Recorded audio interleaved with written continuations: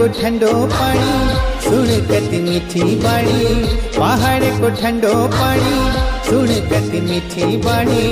छोड़े नी लागे नी हो, छोड़े नी लागे